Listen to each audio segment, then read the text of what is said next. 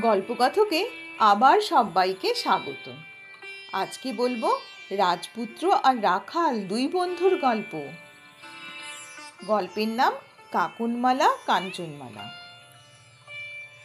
এক রাজপুত্র আর এক রাখাল, দুইজনে বন্ধু।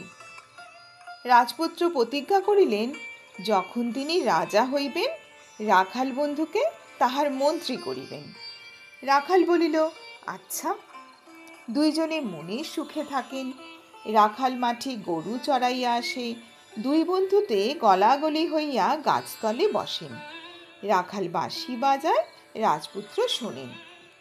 এইরূপেই দিন যায়। রাজপুত্র রাজা হইলেন। রাজা রাজপুত্রের কাঞ্চনমালা রানী, ভাণ্ডার ভরা মানিক। কোথাকার রাখাল, সে আবার বন্ধু। রাজপুত্রের রাখালের কথা মনেই রহিল না। একদিন রাখাল আসিয়া রাজদুয়ারে ধর্ণা দিল। বন্ধুর রানী কেমন, দেখাইল না। দুয়ারি তাহাকে দূর দূর করিয়া খাদাইয়া দিল।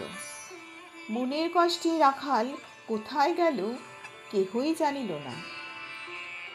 পরদিন ঘুম হইতে উঠিয়া রাজা চোখ মেলিতে পারেন না। কি হইল, কি হইল?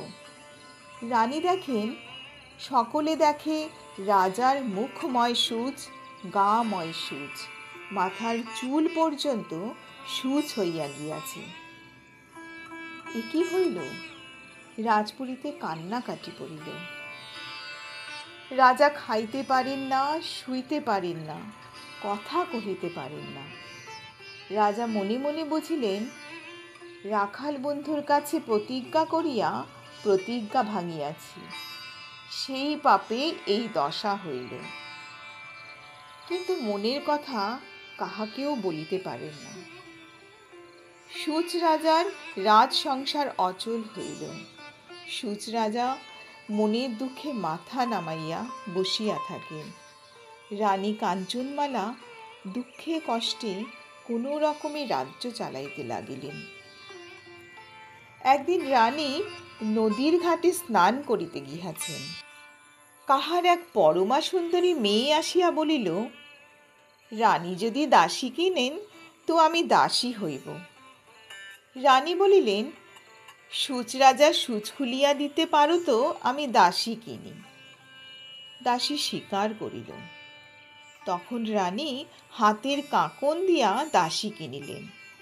দাসী বলিল, রানীমা, তুমি বড় কাহিল হইয়াছ। কতদিন না জানি ভালো করিয়া খাও না, নাও না। গায়ের গহনা ঢিলা হইয়াছে, মাথার চুল জটা দিয়াছে। তুমি গহনা খুলিয়া রাখো, বেশ করিয়া খাওরকোল দিয়া স্নান করাইয়া দিই। রানী বলিলেন, না মা, কি আর স্নান করিব, থাক। দাসী তাহা শুনিল না। রানীর গায়ের গহনা খুলিয়া খাওর খৌল মাখাইয়া দিল। দিয়া বলিল, মা, এখন ডুব দাও। রানী গলা জলে নামিয়া ডুব দিলেন। দাসী চক্ষের পলকে রানীর কাপড় পরিয়া রানীর গহনা গায়ে দিয়া ঘাটের ওপর উঠিয়া ডাকিল, দাসী লো দাসী, পান কৌ, ঘাটের ওপর রাঙাবো। রাজার রানী কাকনমালা, ডুব দিবে আর কত বেলা।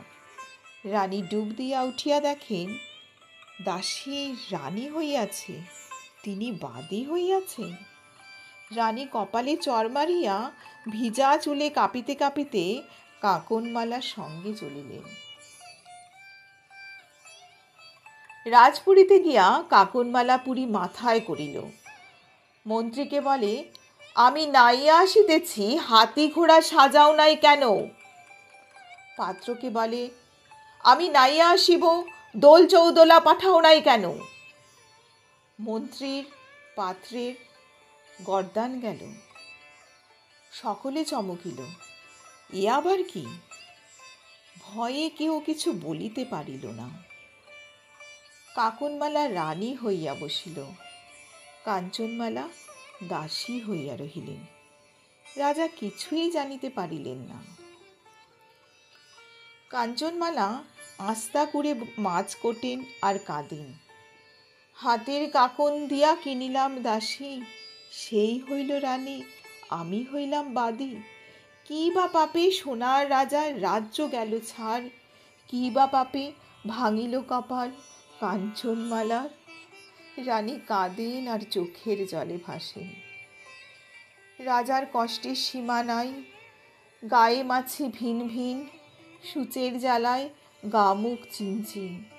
কি বাতাস করে, কি বা ওষুধ দেয়। একদিন খাড় কাপড় ধুইতে কাঞ্চনমালা নদীর ঘাটে গিয়াছেন।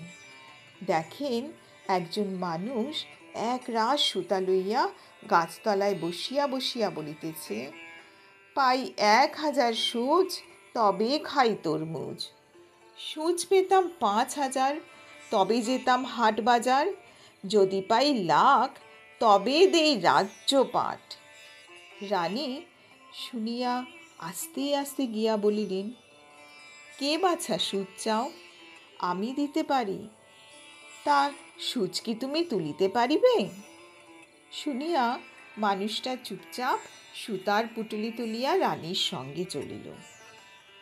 পথে যাইতে যাইতে কাঞ্চনমালা মানুষটির কাছে আপনার দুঃখের সব কথা বলিলেন। শুনিয়া মানুষ বলিল, আচ্ছা। রাজপুরীতে গিয়া মানুষ রানীকে বলিল, রানীমা রানীমা, আজ পিঠ কুড়ুলির ব্রত, রাজ্যে পিঠা বিলাইতে হয়। আমি লাল সুতা নীল সুতা রাঙাইয়া দিই, আপনি গে আঙিনায় আলপনা দিয়া পিড়ি সাজাইয়া দেন। ও দাসী মানুষ জোগা জাগা দিক। রানী আহ্লাদে আটখানা হইয়া বলিলেন, তা কেন, হইল হইল দাসী, দাসীও আজ পিঠা করুক। তখন দাসী আর রানী দুইজনেই পিঠা করিতে গেলেন। ও মা, রানী যে পিঠা করিলেন আশকে পিঠা, চাষকে পিঠা আর ঘাসকে পিঠা। দাসী চন্দ্রপুলি, মোহনবাসী, ক্ষীরমুরলি, চন্দন পাটা এই সব পিঠা করিয়াছে। মানুষ বুঝিল যে কে রানী আর কে দাসী। পিঠে শিটে করিয়া দুইজনে আলপনা দিতে গেলেন। রানী 1 মণ চাল বাটিয়া 7 কলস জলে গুলিয়া এই 1 গোছা সনের নুড়ি ডুবাইয়া সারা আঙিনা লেপিতে বসিলেন। এইখানে 1 খাবলা দেন, ওইখানে 1 খাবলা দেন। দাসী আঙিনার 1 কোণে একটু ঝাড়ঝুড় দিয়া পরিষ্কার করিয়া 1 টুকু চালের গুঁড়ায় খানিকটা জল মিশাইয়া এতটুকু ন্যাকড়া ভিজাইয়া আস্তে আস্তে পদ্মলতা আঁকিলেন। পদ্মলতার পাশে সোনার 7 কলস আঁকিলেন। কলসের উপরে চূড়া, 2 দিকে ধানের ছড়া আঁকিয়া ময়ূর, পুতুল, মা লক্ষ্মীর সোনা পায়ের দাগ এইসব আঁকিয়া দিলেন। তখন মানুষ কাকনমালাকে ডাকিয়া বলিল, ও বাদি, এই মুখে রানী হইয়াছিস? হাতের কাকনের নাগন দাসী, সেই হইল রানী, রানী হইল দাসী। ভালো চাহিস তো স্বরূপ, কথা ক। কাকনমালার গায়ে আগুনের হলকা পড়িল। কাকনমালা গর্জিয়া উঠিয়া বলিল, কে রে পোড়ার মুখ, দূর হবি তো হ।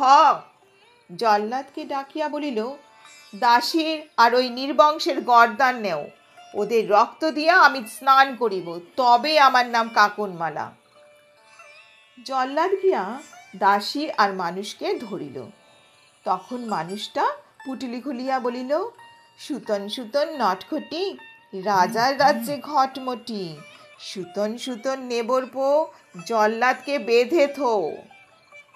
1 গোছা সুতা গিয়া জল্লাদকে আষ্টে পৃষ্ঠে বাঁধিয়া থইল। মানুষটা আবার বলিল, সুতন তুমি কার? সুতা বলিল, পুটলি যার তার। মানুষ বলিল, যদি সুতন আমার খাও, কাকনমালার নাকে যাও।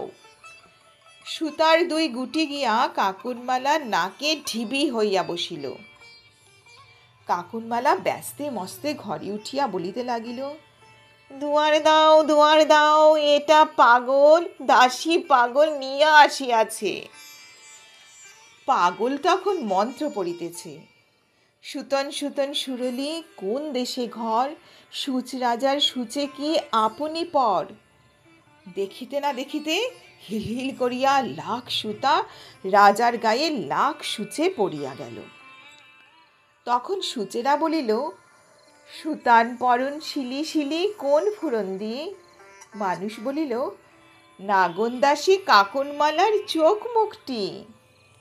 রাজার গায়ে লাখ সূচ উঠিয়া গেল, লাখ সূচে কাকনমালা চোখ মুখ সেলাই করিয়া রহিল। কাকনমালার যে ছটফটি। রাজা চক্ষু চাহিয়া দেখেন রাখাল বন্ধু। রাজায় রাখালে কোলাকুলি করিলেন। রাজার চোখের জলে রাখাল ভাসিল, রাখালের চোখের জলে রাজা ভাসিলেন। রাজা বলিলেন, বন্ধু আমার দোষ নিও না। 7 জন্ম তপস্যা করিয়াও তোমার মতো বন্ধু পাইব না। আজ হইতে তুমি আমার মন্ত্রী। তোমাকে ছাড়িয়া আমি কত কষ্ট পাইলাম, আর ছাড়িব না। রাখাল বলিল, আচ্ছা, তা তোমার সেই বাঁশিটি যে হারাইয়া ফেলিয়াছি, একটি বাঁশি দিতে হইবে। রাজা রাখাল বন্ধুকে সোনার বাঁশি তৈয়ারি করাইয়া দিলেন। তাহার পর সূচের জ্বালায় দিন রাত ছটফট করিয়া কাকনমালা মরিয়া গেল। কাঞ্চনমালার দুঃখ ঘুচিল। তখন রাখাল সারা দিন মন্ত্রীর কাজ করেন। রাত্রে চাঁদের আলোতে আকাশ ভরিয়া গেলে রাজাকে লইয়া গিয়া নদীর ধারে সেই গাছের তলায় বসিয়া সোনার বাঁশি বাজান। রাজা গলাগলি করিয়া মন্ত্রী বন্ধুর বাঁশি শোনেন। রাজা, রাখাল আর কাঞ্চনমালার সুখের দিন যাইতে লাগিল। কাকনমালা কাঞ্চনমালা এইখানেই শেষ হইল। 2 বন্ধুর গল্প কেমন লাগলো? আবার ফিরে আসবো ঠাকুরমার ঝুলির অন্য একটি রূপকথার গল্প নিয়ে। তাই সঙ্গে থাকার অনুরোধ রইল।